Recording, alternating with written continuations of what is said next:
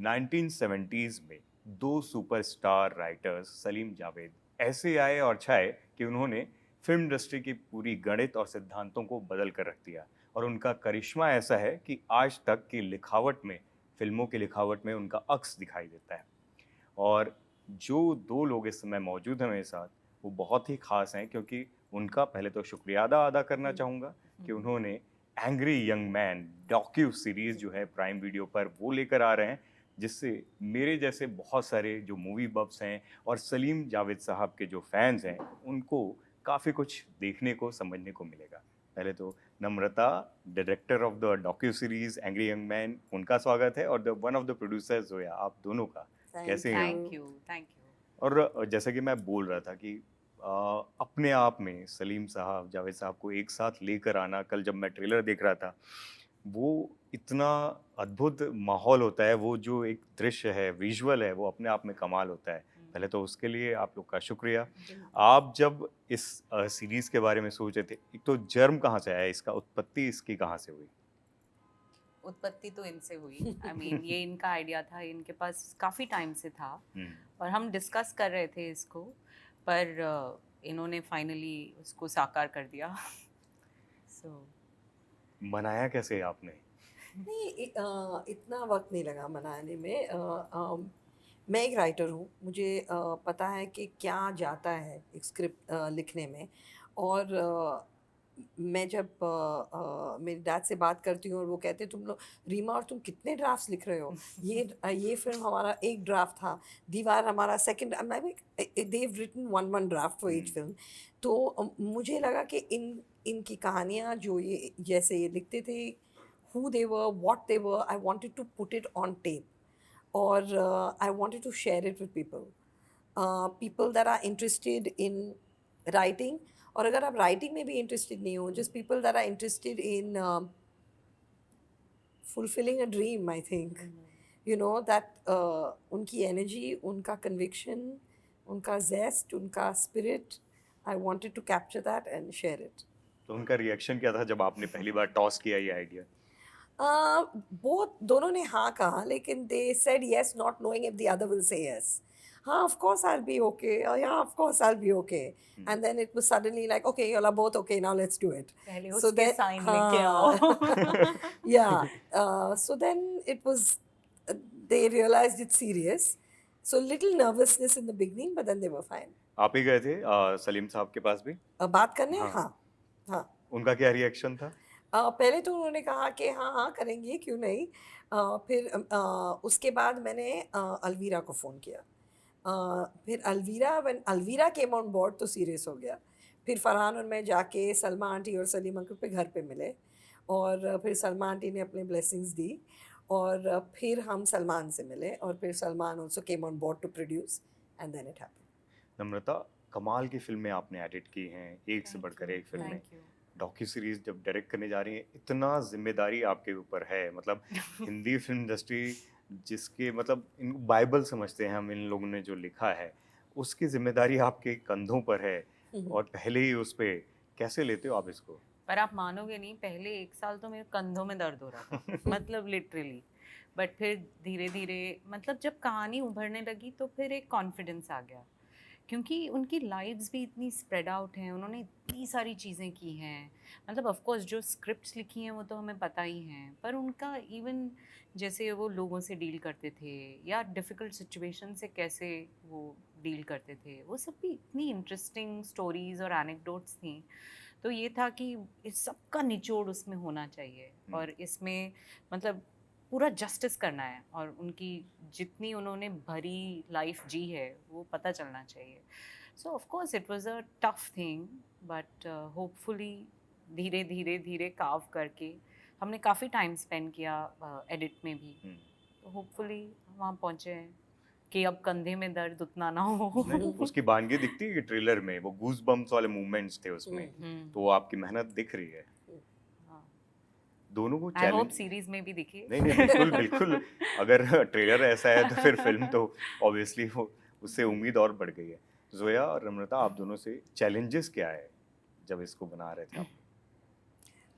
सबका टाइम लेना, हमारी इंडस्ट्री में या यहाँ कोई कल्चर नहीं है कि हम आर्काइव करें जो न्यूज़ हैं, जो शोज़ हुए थे, अवार्ड शोज़ हुए थे, उसका कोई आर्काइव मटेरियल नहीं है, तो उसे ढूँढना, राइट्स लेना, हर प्रोड्यूसर से उनके फुटेज राइट्स लेना, वो सब बहुत चैलेंजिंग था। और इंटरव्यू का टाइम, क्योंकि सबका टाइम लेना था, हम्म, तो कितने लोग फिट हो सकते हैं, कैसे कर सकेंगे, कितना टाइम लगेगा, इसलिए इतना टाइम लग गया करने। तो वो चैलेंज मेरे लिए थी, लेकिन ये डायरेक्टर हैं तो इनके चैलेंजेस तो अलग होंगे। आपके चैलेंजेस क्या थे? मतलब ये सारे चैलेंजेस तो थे ही। फिर आर्काइव जैसे इन्होंने बताया कि ये तो बहुत ही बड़ा चैलेंज था, क्योंकि कई बार तो मतलब जब पुरानी फ़िल्में हम यूज़ कर रहे हैं तो ये भी नहीं पता है कि एक्चुअल ओनर कौन है इस फ़िल्म का। तो वो सब ढूँढना, मतलब ऑलमोस्ट इन्वेस्टिगेशन करना पड़ा हमको पता करने के लिए कि अच्छा ये किसने बनाई थी, अब कौन ओनर है और फलाना। सो वो सब था। उसके बाद सेलिब्रिटीज़ का टाइम लेना उनसे, ताकि मतलब उनसे बात कर सकें। फिर एडिट करना बहुत बड़ा एक चैलेंज था, क्योंकि मेरी एडिटर थी, बहुत ही एबल एडिटर हैं गीता सिंह।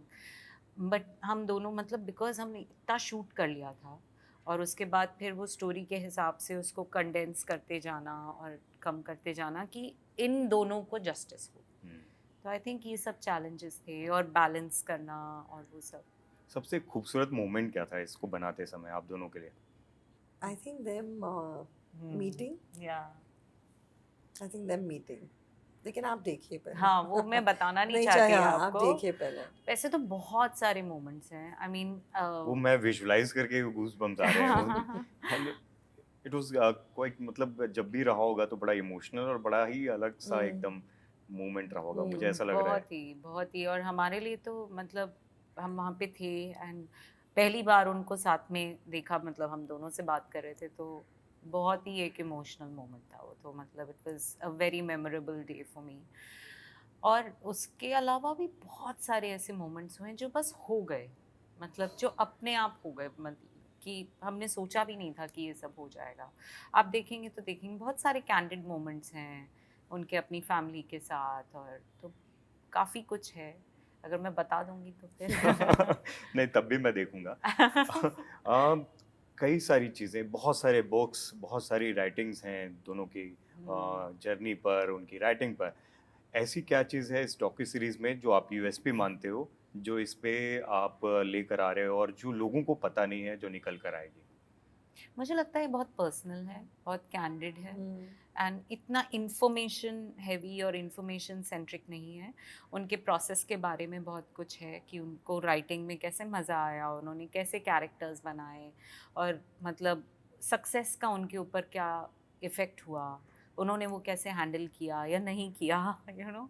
और कहाँ से आए हैं, हाँ, मोस्ट इम्पॉर्टेंटली या कहाँ से आए हैं। कि वो कहीं, मतलब वो किसी को भी नहीं जानते थे फिल्म इंडस्ट्री में, और कैसे उन्होंने अपनी जगह बनाई, और क्या जगह बनाई। हम्म, तो बहुत ही एक इंस्पायरिंग स्टोरी है उनकी, क्योंकि बिल्कुल ही मतलब जैसे सलीम सर बताते हैं कि वो आ रहे थे और वो सोच रहे थे क्या मैं अपनी बाइक लेके जाऊं कि नहीं लेके जाऊं, और वो मालगाड़ी में उन्होंने अपनी बाइक लोड करवाई, पर यहाँ पर उनको फिर मतलब बाइक रखने की जगह नहीं मिल रही थी। ऐसी बहुत सारी स्टोरीज हैं, खैर ये है भी नहीं सीरीज हम्म, में। हाँ, नहीं, मैं तो कॉलेज में था तब मैं जावेद साहब की स्ट्रगल्स के बारे में, शुरुआती दिनों के बारे में पढ़ता था। वो गुफा में रहना और वो मच्छरों के बीच में बीमार हो जाना, वो अपने आप में बहुत ही इमोशनल जर्नी है और बहुत इंस्पायरिंग है। वो अब बहुत ज़्यादा। उम्मीद करते हैं कि उन सब चीज़ों को, उनके हिस्से को, वो सब चीज़ों को इसमें रखा गया होगा। हाँ। जोया, जब वो मोमेंट की बात कर रहे हैं, जब दोनों मिले इतने सालों के बाद, आपको उस समय कैसा फील हो रहा था? कैसे उस समय इमोशंस थे आपके? मैं थी नहीं शूट पर, हम्म, मैंने रशेस देखे, और रशेस देखे, and I wish I was on the shoot. First feeling was I wish I was there, it was very very nice. I don't want to say too much right now. काफ़ी लोग आए actually वो हाँ, shoot देखने के लिए। काफ़ी मतलब इंडस्ट्री के भी कुछ लोग आए, मतलब कि सब देखना चाहते थे कि अच्छा ये जब साथ में मिलेंगे तो सबसे पहले क्या बात करेंगे। कुछ हिंट देना चाहेंगे? नहीं अभी अच्छा, नहीं, आप देख लीजिए। जोया, आपने, आई एम श्योर, बहुत सारी जो ये आइकॉनिक फिल्म्स हैं, जो ये लिखा गया जिस तरीके से सलीम जावेद को, उनके काम को वो देखा हुआ है, कुछ ऐसे अनछुए पहलू, ऐसे मेमोरेबल मोमेंट्स जो आपको याद में हों, जो आप जिक्र करना चाहें जिनका? मुझे ऐसे याद नहीं है क्योंकि मैं बहुत छोटी थी जब वो काम करते थे घर पर। लेकिन मुझे उनके स्क्रिप्ट्स याद हैं। मुझे वो फूलस्कैप पेपर याद है, वो ब्लैंक शीट्स याद है जहाँ वो लिखते थे। मुझे नरेशन और डिस्कशन का साउंड उनके वॉइस याद है। मुझे वो रूम याद है, वो रूम मेरा कमरा है अब। हुँ। उनका रूम जो स्टडी था, जहाँ वो स्टोरी सेशंस करते थे, वो अब मेरा कमरा है। तो वो स्पेस याद है मुझे, वो ब्लू डायमंड होटल पूना में काम करते थे, सन एंड सैंड में काम करते, मुझे वो स्पेसेस याद है। और उनका नरेशन याद है, उनकी राइटिंग याद है, ऐसे। तो मुझे समझ में आ रहा है आपकी जो इतनी कमाल की जो राइटिंग्स हैं कहीं हाँ, उसका इंस्पिरेशन उस रूम से कैसे मिलता है? I am hoping that room blesses me. या और कभी ऐसा हुआ खासकर जावेद साहब के साथ आपके, उनके जो आइकॉनिक फिल्म्स हैं, सीन्स हैं जो लिखा गया है, दोनों ने लिखा है, उस पे कभी चर्चा हुई हो, डिस्कशन हुआ है आप लोग के बीच में? हाँ, कि स्क्रिप्ट कहाँ से आए। हुँ। पा कहते हैं कि स्टोरीज़ ज़्यादातर स्टोरीज़ और वो बिगनेस स्केल के स्टोरी सलीम अंकल के से आते थे। स्क्रीन प्ले दोनों एक साथ करते थे और डायलॉग ज़्यादा पा लिखते थे। तो उनका सब, I mean they both did everything but the dialogue was one and story was one mainly. और मैं जहाँ तक अगर गलत नहीं हूँ तो बाउंड स्क्रिप्ट जो शुरू हुआ, उसकी हाँ, शुरुआत जो हाँ, है हाँ। सलीम जावेद साहब ने की है। हुँ, उसके पहले तक उस तरह की चीज़ें नहीं थी। हुँ। उन सब चीज़ों के ऊपर भी कभी चर्चा हुई है? नहीं, वो हाँ, बाउंड स्क्रिप्ट था, they would give the script. अगर आपको कुछ चेंज करना है तो आप हमसे बात कीजिए, हम चेंज करेंगे, सेट पे कुछ मत करना। तो इट वाज़ अ डिक्टेट। तो कोई ऐसा ऐसा नहीं कि एक्टर डायलॉग चेंज कर ले या डायरेक्टर सीन चेंज कर ले, ऐसा नहीं होता था हुँ। उनके साथ। इवन वो जो आपने उसमें डॉक्यू सीरीज़ में रखा भी है, जो पोस्टर पे नाम लिखे जा रहे हैं हाँ, हाँ, कि मुझे याद है वो तो बहुत ही आइकॉनिक है कि रात में जाकर हाँ, हाँ। फ़िल्म के पोस्टर के ऊपर नाम लिखा गया और कई सारे लोगों को उस समय उससे थोड़ी-सी नाराज़गी भी हुई कि काफ़ी लोगों काफ़ी को। लोगों को। उन सब चीज़ों पे भी चर्चा हुई। हाँ, बिल्कुल हुई। आपकी हुँ, खुद से आप सलीम साहब से, जावेद साहब से इस हाँ, पे हाँ। बात हुई, क्या बोला उन्होंने? काफ़ी कुछ है, आप देखेंगे भी उसके हुँ। बारे में, वो कि उस रात को क्या हुआ था, कि जिस रात को इन्होंने सोचा कि ये करते हैं और फिर उन्होंने जिस पेंटर को बुलाया वो थोड़ा-सा ड्रंक था। तो फिर उसने कैसे, मतलब जिस तरह से बताया गया था उस तरह से नाम नहीं छापा। बट जब सुबह लोग उठे तो मतलब बांद्रा से लेके ओपेरा हाउस तक जितने भी पोस्टर थे उन पे उन्होंने अपना नाम खुद से लिख दिया था। हुँ। हुँ, तो कई लोगों को बहुत अच्छा लगा और कई लोगों को लगा कि अच्छा ये क्या हो रहा है। इवन आज तक जो राइटर्स का ड्यू है वो मुझे हाँ। लगता है कि सलीम साहब, जावेद साहब की वजह से मिला। वो जिस तरीके से स्ट्रांगली उन्होंने रखा, इवन उस समय के जो बड़े सुपरस्टार्स थे लाइक अमिताभ बच्चन, उनसे उनके बराबर या उससे ज़्यादा पैसा लेना, उस समय अपने आप में लोगों को लगता था ये बहुत हिम्मत की बात है, वो बिल्कुल। करना। वो सब चीज़ों कभी आपसे बात हुई इन सब चीज़ों पे कि वो हिम्मत कहाँ से लाते थे कि पोस्टर पे नाम लिख दिया जाए या उस समय के सबसे बड़े सुपरस्टार से ज़्यादा रेम्युनरेशन की बात की जाए? आई थिंक मतलब एक सेल्फ बिलीफ है, यू कांट फेक दैट। मतलब they are who they are. और लाइक दे से ना, नथिंग सक्सीड्स लाइक सक्सेस। वो उनको एक कन्विक्शन था कि ये फ़िल्म चलने वाली है और फिर वो फ़िल्म चली, तो उसके बाद उनको कन्विक्शन था कि आप हमें अभी इतना दें, नहीं तो स्क्रिप्ट नहीं देंगे। So they were convinced of it and they had hit after hit. So then they were ruling. You know, people wanted to work with them, actors wanted to work with them. मतलब शुरू में तो लोग उनके ऊपर हंसते भी थे कि जब वो पैसे मांगते थे तो उनको विश्वास नहीं होता था कि कोई इतने पैसे मांग रहा है, कोई इतने पैसे मांग सकता है, वो भी राइटर। तो ये सब उन्होंने किया, उनको भी बड़ा मज़ा आता है कि नहीं नहीं अब हम और मांगेंगे। मतलब तो ये है। और हमने ये मतलब शूट करते हुए मैंने ये डिस्कवर किया कि कई लोगों को सलीम जावेद पता है, लेकिन ये नहीं पता था कि वो दो लोग हैं। मतलब आम जनता को, बहुत लोगों को नहीं पता था। तो वो एक बड़ी इंटरेस्टिंग चीज़ थी कि ये बहुत फेमस राइटर हैं पर एक हैं, मतलब ऐसा उनका वो था। और उम्मीद करते हैं कि वो जो जितने भी चाहने वाले हैं उनमें से मैं भी एक हूँ, उन सबको वो जवाब भी मिलेगा जो बड़ा उनके लिए हार्ट ब्रेक वाली सिचुएशन थी कि दोनों अलग क्यों हुए। हम्म। वो आप ढूँढ पाए इसमें? वो मतलब आप देखिए। हाँ आप देखिए, जितना कुछ जितना ढूंढ सकते थे उतना तो ढूंढा है। जी। और कई चीज़ें मतलब अब वो बताना चाहते हैं, नहीं बताना चाहते हैं, एंड उन्होंने अपनी पूरी ज़िंदगी काफ़ी डिग्निटी के साथ जी है, तो वो उससे नहीं हटते हैं। हम्म। पर हमने काफ़ी कुरेदा है, आप देखेंगे।